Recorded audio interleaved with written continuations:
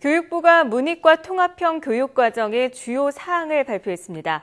모든 학생들에게 인문학적 소양과 과학적 소양을 갖추도록 해주겠다는 건데요. 네, 하지만 과학계와 전교조는 이에 대해서 강렬하게 반발하고 나섰습니다. 그 이유가 무엇인지 자세한 내용 서강대 이덕환 교수와 함께 이야기 나눠보도록 하겠습니다. 교수님 안녕하십니까? 네, 안녕하세요. 네, 먼저 교육부가 제시한 개정안에 대해서 살펴보도록 하죠. 교육부가 지난 24일 날 2018학년도부터 적용될 문이과 통합형 교육과정의 주요 사항이라는 것을 발표를 했습니다. 네. 초등학교하고 중학교는 뭐 크게 변화가 없고요. 네네. 고등학교에 상당한 변화가 생기게 됩니다. 이제 아까 말씀하신 것처럼 과학적 소양하고 인문학적 소양을 두루 갖추도록 해주고 네네. 그냥 단순한 지식 교육에서 벗어나서 행복한 교육을 시켜주겠다. 꿈과 끼를 살려주겠다. 뭐 이런 화려한 구호를 내건 교육과정 개정 작업입니다. 네. 그런데 그 속을 들여다보면은 좀 걱정스럽습니다. 이 문이과 통합이라는 말은 어떻게 적용이 되는가 하면은 고등학교에서의 교육을 7개의 공통 과목, 네. 주로 이제 1학년 때 배우게 되는 7개의 공통 과목을 대상으로 수능을 치르게 해주겠다. 그러면 이제 학생들은 1학년 공부만 하면 되고 거기에는 문과이과가 없습니다. 네. 그러니까 그런 방법으로 해서 문과이과를 없애겠다 하는 거고요. 그 다음에 58개의 일반 선택 과목하고 37개의 진로 심화 선택, 이름도 되게 어렵습니다. 이렇게 네. 해가지고 고등학교에서 제공되는 과목의 수가 무려 102개나 됩니다. 그 중에서 이제 학생들은 한 30개 내지 40개 과목을 듣고 졸업을 하게 되는데요. 네. 그렇게 과목을 많이 준비를 해가지고 학생들한테 선택권을 주겠다. 이런 방향이 하나 있고, 그 대신에 이 국어, 영어, 수학, 사회, 과학, 소위 말해서 중요한 과목, 공통 과목이 제시되는 과목에는 최소 이수 단위라는 것을 제공을 해가지고 네. 학생들한테 선택권을 더 넓혀주겠다. 학교의 교육과정 운영권을 더 주겠다. 이런 내용입니다. 그래서 결과적으로 보면 180 단위, 180 학점을 들어야지 되는데 그 중에 86학점이 학교하고 학생들의 선택의 영역으로 남아져 있습니다. 네. 그러니까 듣기는 굉장히 좋은데 네. 우리 현실이 그렇게 넉넉하지를 않아요. 그래서 교육과정이요? 네. 그래서 학교도 선택권이 없고 교사도 없고 교실도 없기 때문에 학교도 이 102개의 과목을 운영할 능력이 없고 네. 당연히 학생한테도 선택권이 주어지지를 않습니다. 네. 그러니까 이게 교육부의 새 주요 사안이라는 것이 구호는 화려한데 현장에 들어가면은 이게 걱정이 많이 되는 그런 교육과정 안을 지금 제시를 했습니다. 네, 이 내용을 얼핏 들어보면 학생과 학교를 더욱 혼란스럽게 만드는 것이 아닌가 이런 생각을 해보게 되는데요. 그렇습니다. 막상 문이과를 통합한다, 이 방향은 괜찮은 거 아닙니까? 언뜻 들으면 괜찮은 것처럼 들려요. 네. 사실 문과하고 이과로 학생을 나누어서 가르치는 게 결코 좋은 게 아닙니다. 학생들한테 네. 문과 학생이라는 꼬리표를 붙여주면은 이 학생들은 평생 자기는 과학기술하고 관계가 없는 사람이라는 확신을 가지고 살게 돼요. 네. 이과라는 꼬리표를 받은 학생은 자기는 인문학하고는 아무 관계도 없다. 사회과학하고는 아무 관계도 없다는 네. 소신을 갖고 평생을 살게 됩니다. 그러니까 네.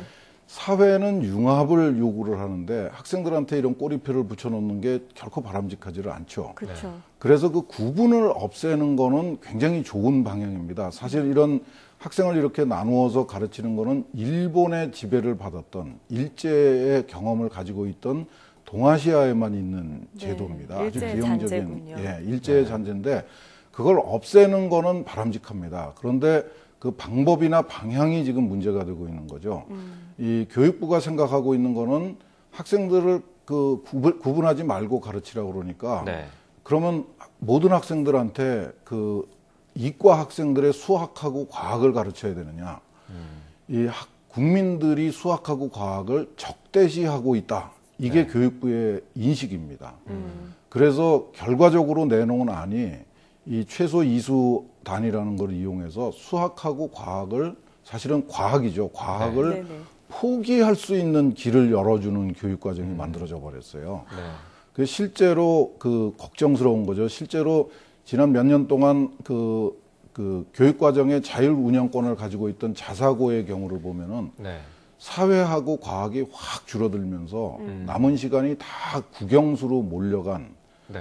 그런 그 경험을 우리가 지금 하고 있습니다. 네. 그런데 그런 경험이 지금 전혀 반영이 안 된 게 굉장히 심각한 문제죠.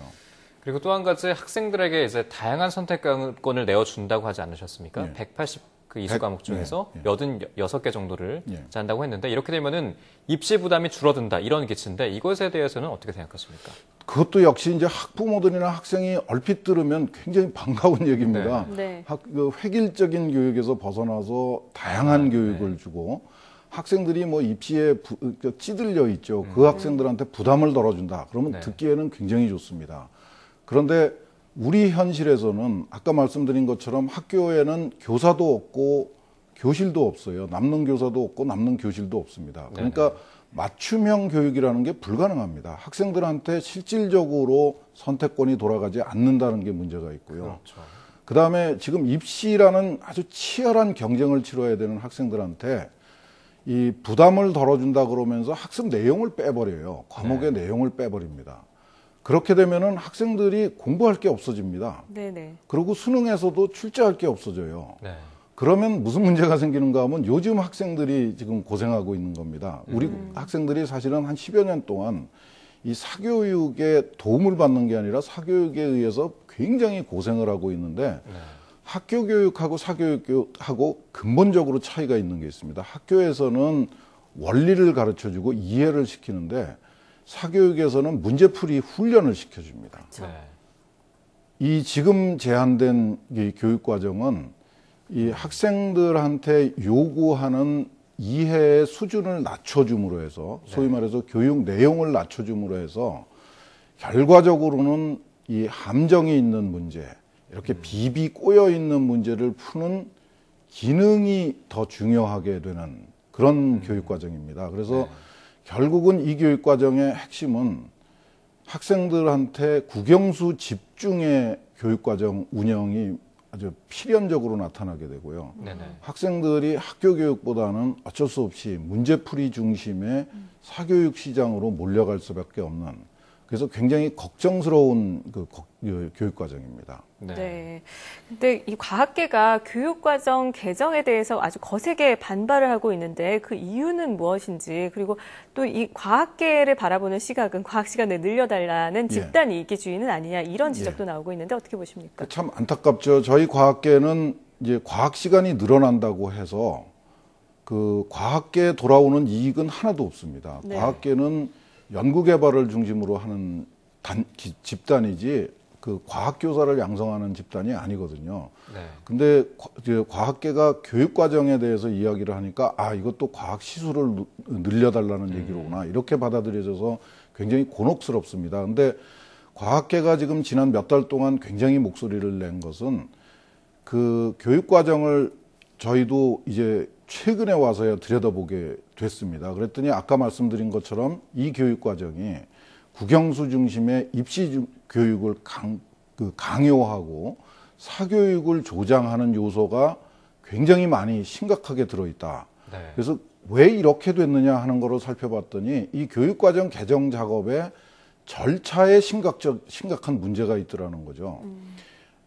전국에 한 20여 명 되는 교육과정 학자들이 네. 이 사범대학의 이기주의 극복을 앞세워가지고 교육과정을 개정하는 작업 자체를 네. 사유화해버렸습니다. 이게 뭐 교육부하고 이 교육과정 학자들이 엄청난 권력의 수단이 돼버렸어요. 네. 네. 학생은 아무도 얘기를 안 합니다.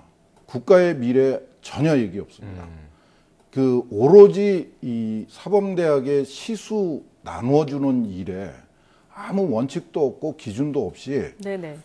그 와서 강하게 얘기하면은 시수 1시간 더 주고 좀 조용히 있으면 1시간 뺏고 네. 이런 일을 지난 한 20여 년 동안 해왔더라고요. 네. 네. 그래서 저희 과학계가 주장하는 거는 이제는 이렇게 하면 안 된다. 네. 네. 이 공교육을 통해서 우리 사회가 길러내고 싶은 학생들의 모습, 인재상이라는 게 어떤 거고 네. 네.